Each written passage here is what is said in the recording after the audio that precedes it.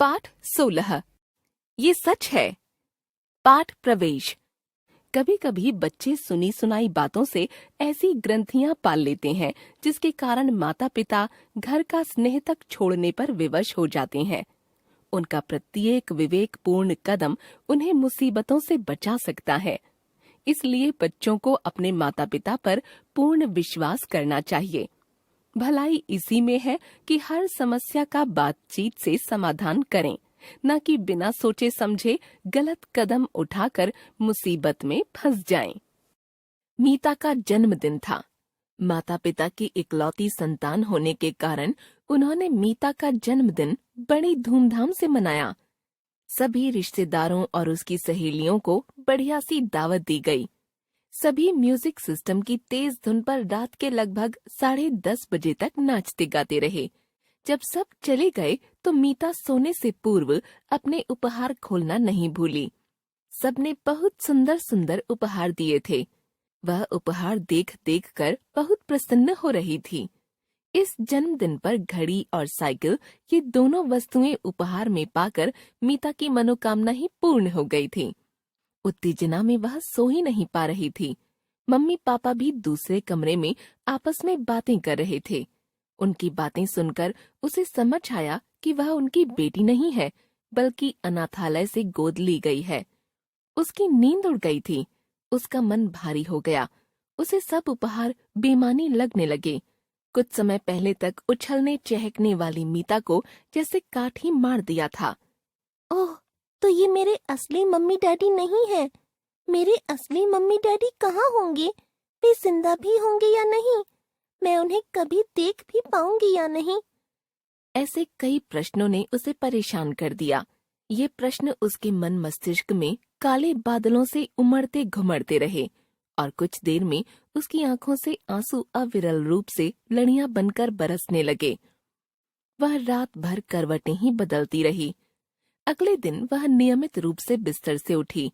माँ ने उसके व्यवहार में आए परिवर्तन और उदासी को भांप लिया। उन्होंने पूछा, क्या बात है मीता, तेरी तबीयत तो ठीक है?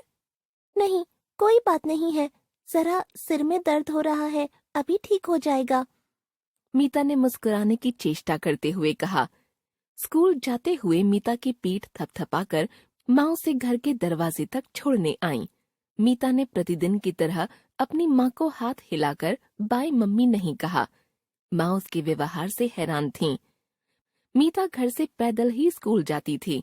रास्ते में वह अपने असली माता पिता के बारे में ही सोचते हुए जा रही थी।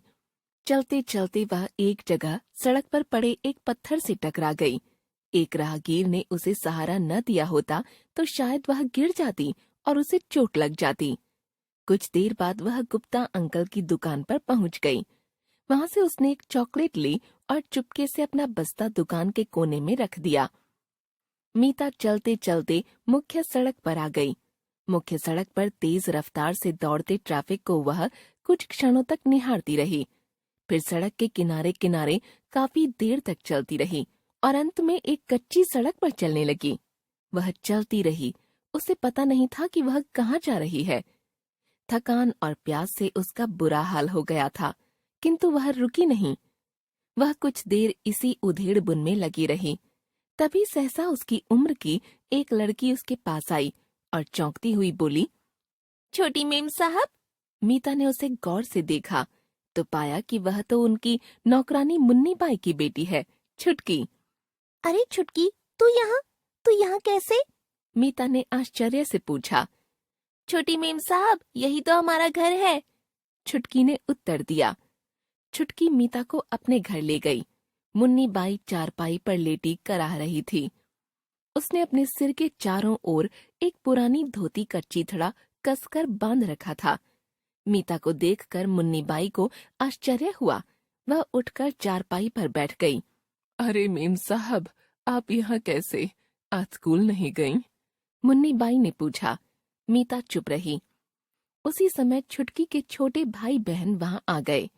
उसकी बहन की नाक बह रही थी। भाई अंगूठा चूस रहा था। उसके कपड़े भी गंदे और फटे पुराने थे।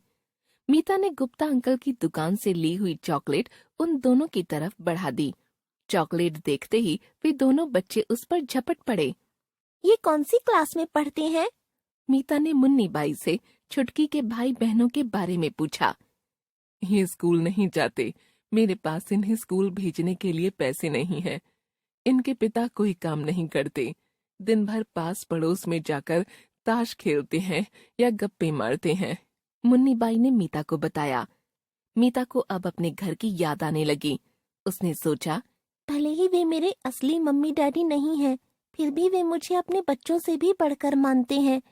कहीं मेरे माँ बाप भी मुन्नी बाई जैसे हुए तो वे मुझे स्कूल भी नहीं भेज पाएंगे। मुन्नी बाई तो चाहकर भी अपने बच्चों को स्कूल नहीं भेज पाती। मीता ने घर वापस लौटने का मन बना लिया। मुन्नी बाई मीता को छोड़ने के लिए उसके साथ चल दी। मीता ने मुन्नी बाई को गुप्ता अंकल की दुकान आने से पहले वापस भेज दिया। दुकान से मीता ने चुपके से बस्ता उठाया। दुकानदार को बस्ता उठाने का पता नहीं चला। मीता पीठ पर बस्ता टांगे लगभग रोज की भांति छुट्टी के समय घर पहुंच गई।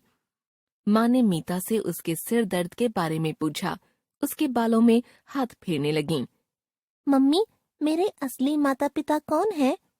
मीता ने अपनी माँ से गंभीरता से पूछा। क्यों, हम हैं? उसकी माँ ने चौंकते हुए कहा।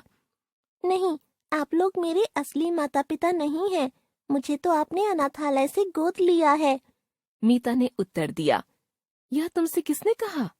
मीता की माँ ने आश्चर्य से पूछा। मैंने कल अपने कानों से सुना। आप और पापा जब कल रात बात कर रहे थे तो मैंने सब कुछ सुन लिया था। मीता ने रुआंसा होकर कहा। मीता की माँ कुछ गंभीर हो गईं, फिर हंसकर बोलीं, पागल लड़की, तुम वह मीता थोड़े ही हो। वह तो दूसरी मीता थी। तुम्हारे जन्म से 2 साल पहले हमने एक लड़की को अनाथालय से गोद लिया था। वह बहुत प्यारी बच्ची थी। हमने उसका नाम रखा मीता। दुर्भाग्य से उसे हेपेटाइटिस बी हो गया और वह 8 महीने में ही मर गई। लगभग 1.5 साल बाद तुम्हारा जन्म हुआ था, इसलिए हमने तुम्हारा नाम भी मीता रख दिया। मीता ने सुना तो उसे राहत मिली। उसे ऐसा लगा जैसे कि उसके दिल पर से एक बड़ी भारी चट्टान हटा दी गई हो।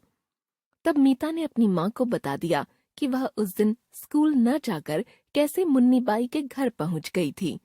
यह सुनकर मीता की माँ की आंखें आश्चर्य से फैल गईं। उसने मीता को अपने गले लगा लिया। उसने माँ के गले में हाथ डालकर कहा, मम्मी, क्या हम छुटकी के भाई बहनों को पढ़ाने के लिए उनकी कुछ मदद कर सकते हैं? ठीक है बेटा, हम उनकी जरूर मदद करेंगे। मैं आज ही तुम्हारे पापा से बात करती हूँ। माँ ने उसे आश्वस्त करते हुए मुस्कुरा कर कहा। मम्मी, आप कितनी अच्छी हो, सारी दुनिया से अच्छी। लेखक T.R. चमोली।